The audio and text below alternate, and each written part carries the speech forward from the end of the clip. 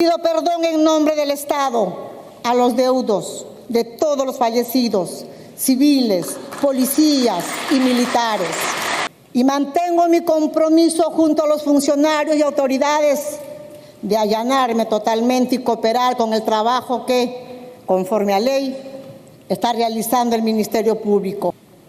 Hoy la investigación de la corrupción del pasado reciente ha confirmado esa negra historia. Fue derrocar al nuevo gobierno y reemplazar nuestra democracia por una dictadura. La presidenta Dina Boluarte pide perdón por las muertes en las violentas protestas que dejaron víctimas. En el primer mensaje a la nación en medio de la crisis política que atraviesa el país, Dina Boluarte mencionó haber heredado un país casi paralizado. Además, en su mensaje arremetió contra el gobierno de Pedro Castillo, ya que mencionó que ese gobierno hizo promesas que no cumplió, que dañó al país por corrupción. También un gobierno sumido en un creciente caos administrativo, con funcionarios no idóneos, contratados en base a clientelas políticas y partidarias, con promesas incumplidas que dieron lugar al nombramiento de 5 presidentes del Consejo de Ministros y un récord histórico de 79 ministros de Estado, así como la acumulación de acusaciones por presuntos actos de corrupción dentro de ese régimen. La Contraloría General de la República ha detectado que el año pasado un total de 8.786 funcionarios estuvieron involucrados en presuntos actos contra la administración del Estado. Este órgano estima que el daño que habrían causado los corruptos ascendería a más de 24.000 millones de soles. Paralelamente a este descalabro, y casi sin sorprendernos por los casos de gran corrupción que recrudecieron en el país desde mediados de la segunda década de este siglo, los peruanos fuimos conociendo la dimensión, el modus operandi y los implicados en la organización criminal que incluso desde antes de acceder al poder habría sido organizada por el expresidente Pedro Castillo, con su entorno familiar más cercano, por parte de su Consejo de Ministros, otras autoridades y un conjunto de malos empresarios y empresarias, ávidas de conseguir de manera espuria y legal contratos de obras con el Estado. En medio de un clima de dura confrontación entre el Legislativo y el Ejecutivo, los órganos de justicia hicieron su trabajo y hoy el país empieza a conocer la verdad. Hoy la investigación de la corrupción del pasado reciente ha confirmado esa negra historia y la ha ampliado hasta detalles nunca imaginados.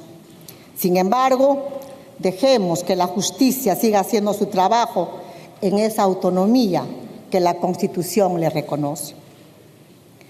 Permítame, señor presidente, seguir el hilo que nos llevó a hacernos cargo de un país semiderruido.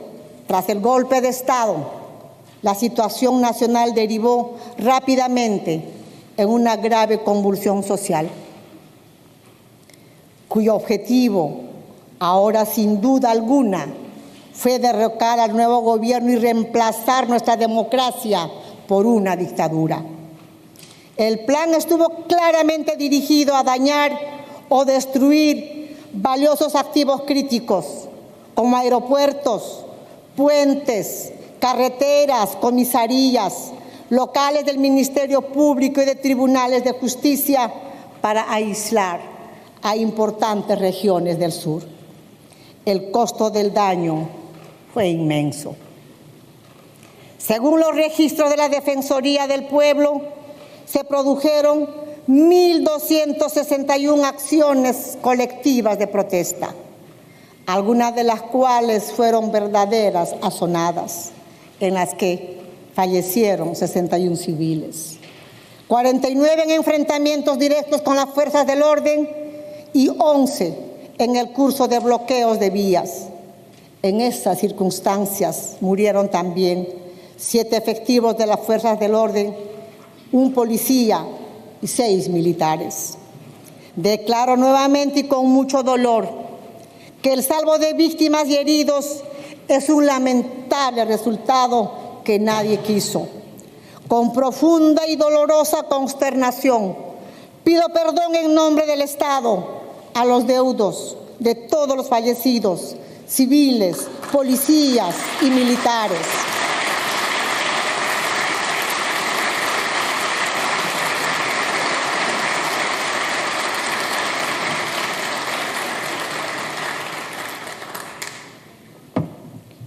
Y también a los heridos.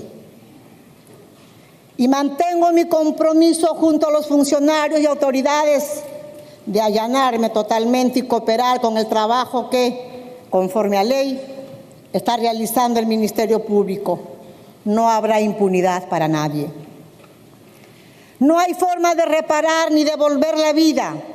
Eso lo sabemos y lo tenemos claro.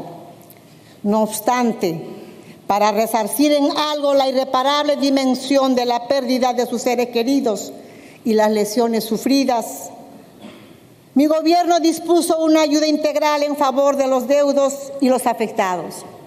Por intermedio del Ministerio de Justicia, ha otorgado beneficios económicos excepcionales a 111 deudos de 63 personas fallecidas.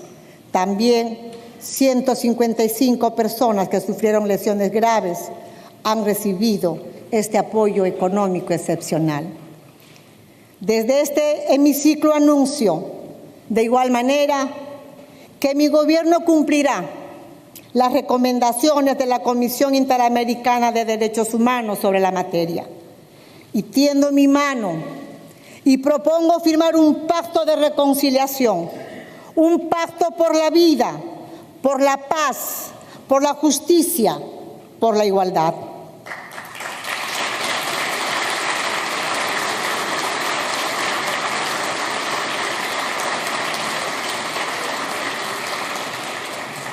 Ahora me corresponde informar al país que el daño económico directo de los actos de violencia ha sido estimado por la Defensoría del Pueblo en aproximadamente 5.500 millones de soles, cifra compuesta por pérdidas de 2.500 millones de soles en la producción y 3.000 millones de soles en daños a la infraestructura. El Instituto Nacional de Estadística e Informática ha determinado que solo en enero de este año la producción nacional cayó en 1.12%. Tendencia negativa que, como daño extendido posterior agravado por las emergencias, se ha reflejado en la caída sensible del Producto Bruto Interno del mes de mayo hasta en 0%. A pesar de esto, señor presidente, a solo 5 meses de los ataques que provocaron los cuantiosos daños que hemos anotado, sectores de oposición volvieron a organizar una nueva jornada de protesta el último 19 de julio. En el marco de la democracia y las libertades que existen en el Perú, grupos de ciudadanos salieron a las calles a expresar sus opiniones y sus demandas. Vuelvo a reconocer a los compatriotas que en su mayoría se manifestaron pacíficamente y ejercieron su derecho a la protesta respetando el orden y la legalidad. Con sinceridad, señor presidente, declaro que para mi gobierno en esta fecha no hubo vencedores ni vencidos. La democracia permite el derecho a la protesta pacífica, pero la democracia también permite y reclama diálogo. Por ello, anuncio que relanzaremos el acuerdo nacional, incorporando... Así fue el primer mensaje de Dina Boluarte, en la que pidió perdón en nombre del Estado y mencionó durante su discurso que no habrá impunidad con nadie. Asimismo, pidió un pacto de reconciliación y de paz. Recordemos que entre diciembre del año pasado y enero del presente año hubieron marchas en contra del gobierno de Dina Boluarte y por ello hubieron víctimas mortales. los cuales aún están en investigaciones. Somos JF Digital, se despide Elena Zapata para más noticias de política y actualidad peruana.